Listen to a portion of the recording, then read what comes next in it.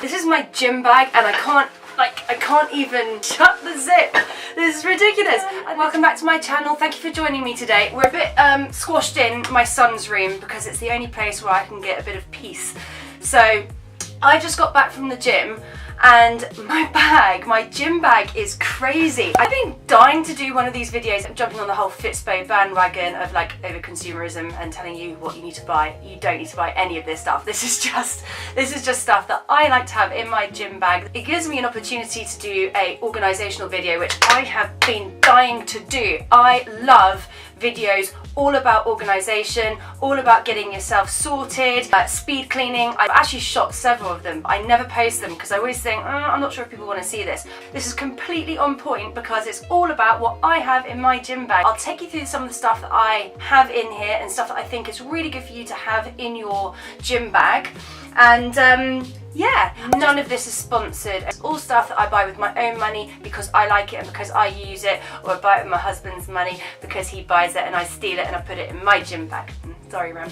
Also, just preface this with, in order to be healthy, in order to be fit, you don't need to have anything other than your body and a space. And a gym membership if you want to train in the gym, but even that's not necessary.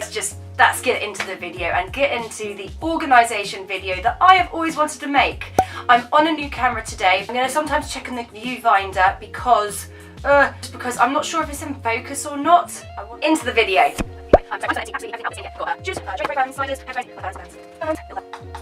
Oh my goodness. So, funny story, I got stopped by the police once for having one of these because they thought I was drinking vodka, and I was like, excuse me mate, it's 6 o'clock in the morning, I've got my son in the car and I'm a PT on the way to work. It's fizzy water. I can explain this in a minute. No wonder I can't close my gym bag, look at it. Let's just talk about everything that's here and why I use it. That's a good start. I am so completely paranoid that it's not in focus because I really don't want to do this again. Okay, here's my personal gym bag. This is a Gymshark gym bag. The reason why I like it is actually because it's got a spare pocket for shoes. And that should be the first thing we should talk about. The other week, I had my friend come with me to the gym and she was like, why are you taking off your running shoes to put on fashion shoes to go to the gym? She thought it was the most random thing. Let me just clarify why these are the best, most inexpensive gym shoes you could ever have. They are a must-have if you are falling in love with the weight section of your gym, and if you are working your legs and your glutes and doing a lot of lower body heavier stuff, you need these in your gym bag. Converses are superb because they have literally got no support and they're completely flat. Running shoes and proper structured gym shoes have a lot of cushioning and a lot of support and a lot of ankle support and a lot of cushioning that absorbs shock and impact. All that might be absolutely fantastic for running. I mean, I don't know, I'm not a runner, I can't run for a bus. If you're doing bigger compound moves, like things like squats, deadlifts, you really need to feel like you can get yourself grounded into the floor, so you can drive force out of a movement, like being into a deep squat, that you can drive the force out of the squat. If you were wanting to squat with any kind of power, would you prefer to be on a stable flat base like a floor, or would you like to do it on a mattress? That's how I look at sort of cushioned shoes. It's like trying to squat on a mattress. You just can't generate the force that you need. You can't get into your heel drive, and feeling with your heels is so important, especially for initiating out of a squat. So they can go in my gym bag. So let's put them there. Yay, what's next? Core sliders. Love these. You can do all sorts of stuff with them. You can do lower moves, upper body moves, and basically they slide along the floor, so you can kind of keep constant tension in that, say, a reverse lunge. So I find if any of my clients struggle getting their glutes fired up, like within a lunge movement, or if maybe they don't like the impact of a lunge on their knee joints and stuff like that, I will crack open knee sliders. I love them, so they are staying in my bag.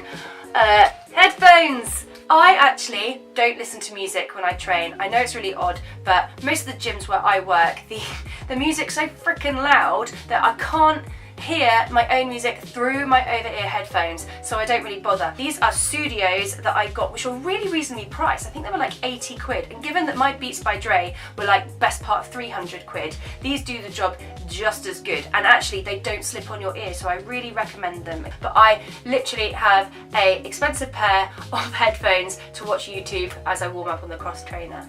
And speaking of warm-ups, I am already smiling now because I just know my husband's going to watch this and be like, you lie, you just outright lie. But I always carry a foam roller and like a little trigger point ball. This is far superior to any kind of static stretching you can do. You know, you see people like stretching out before they work out and after they work out. The correct term is actually myofascial release, because you're actually using it to release tension in your muscles and your soft connective muscle tissue.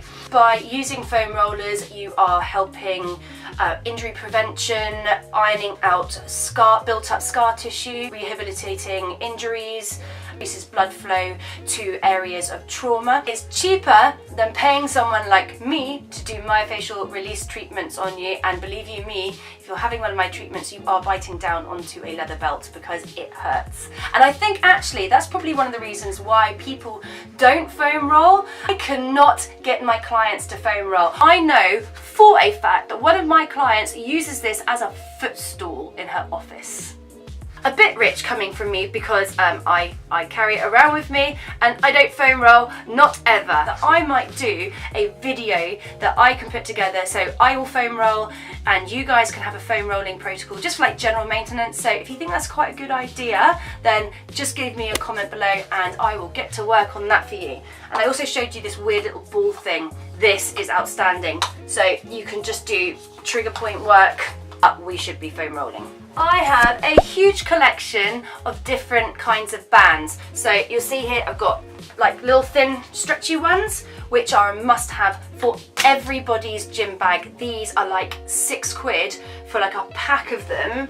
How many have I got here? 1, 2, oh, I've only got 2, they snap, so that's why I've only got a couple, because my clients snap them. Most of the time people use these to activate your glutes. You will see me using bands through most of my workout videos. The ones that I actually use are these kinds. So these are what they call hip circle bands. So they're a bit more substantial and they are heavier, and you get them in all different kinds of resistance, going from really quite light to really heavy resistance. The only ones that I really like are Mark Bell hip circle bands, and that's because I think he's pretty much the person who patented them. I mean, everyone sells them at the moment. The ones that I'm using at the moment are like GraceFit UK, just because my client gave them to me because she bought them and they're actually too heavy for her.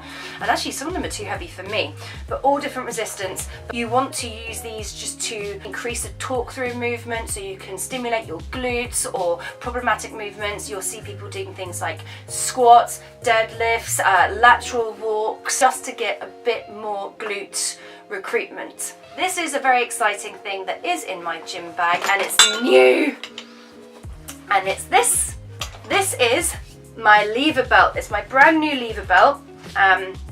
Goes on your waist. You'd be forgiven for thinking that people wear these to support their back. That is not what a belt is used for. I'm super pro using a belt for big major lifts like rack pulls, deadlifts, squats, all of which feature in my programs. Most people will think they are used to protect their back, and then also you will have like every functional trainer under the sun. I'm sorry that I roll my eyes and do the air quotes, but yeah, every functional trainer under the sun telling you that they're going to promote a weak core, a weak lower back. Actually, it's quite the opposite. Using a belt properly during heavier lifts will actually increase your core strength. The belt will actually increase core development because it increases the stability of the spine and it reduces the compressive heavy forces and loads put upon it from things like having a squat bar on your back. Now, in order to use a belt effectively, you do have to have it tight enough that you can really blow your stomach, blow your abs out against the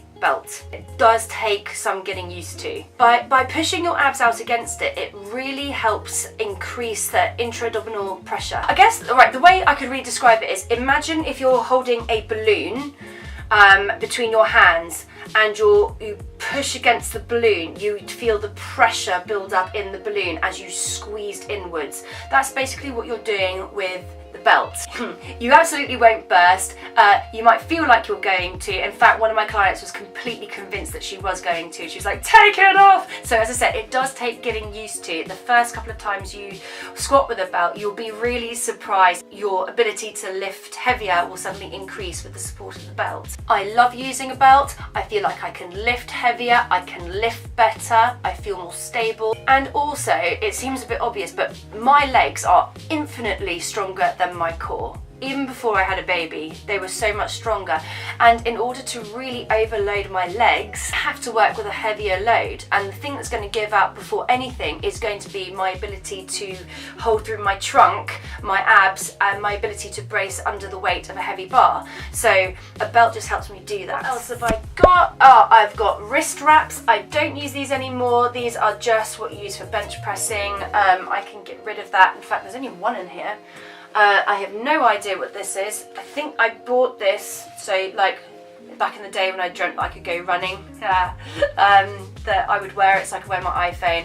Never ever worn that, ever. Not knocking running, I just can't do it, and I have no interest in it either. Ah, yes, back to the screwdriver. The reason why we need a screwdriver is because it helps me adjust my lever belts. What else? Other type of bands that I carry, these are called iron woody bands, and it's really funny. I've been using these for years and years. I have always used these as a powerlifting tool. With these you can provide resistance to an exercise and you can provide assistance to an exercise. The water bottles are a stinking joke. I try not to keep too much in the way of plastic, certainly not water in plastic bottles, because you know you've got them slung in the back of your gym bag, in the back of the car, it gets hot and all the BPA, it's not good for it, it taints the water. So I just have glass water bottles, they're a quid. The other thing I always have in my gym bag, in fact I'm going to go get it now, protein shake. I always have an emergency protein shake in my bag. The very last thing that's in my gym bag, and then I think everything else can go, including 47 different bottles, is I always have a training diary. I like to know how much I'm improving as I work out. I want to know how much weights I'm lifting.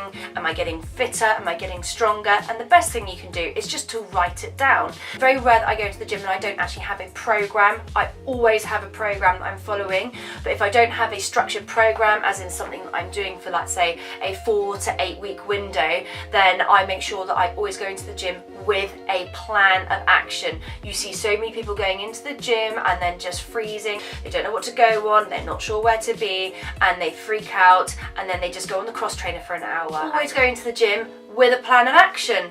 Right, well that's it, that's me done. I'm just going to pack up my bag and just see if I can fit it all in, and I'll show you what I've done in a minute.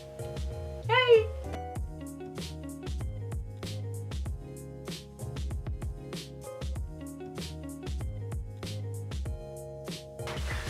It's in, it's sorted. That is everything that's in my personal gym bag. I think I'm going to leave it there for today. Please, I'm always open for comments and suggestions. Just leave them down below. I am here to make video content that is for you, to serve you, and to make sure that you are getting the answers that you want to your fitness queries, anything to do with health, fitness, nutrition, family life. I'm always here for you. Please give me a thumbs up if you like this video.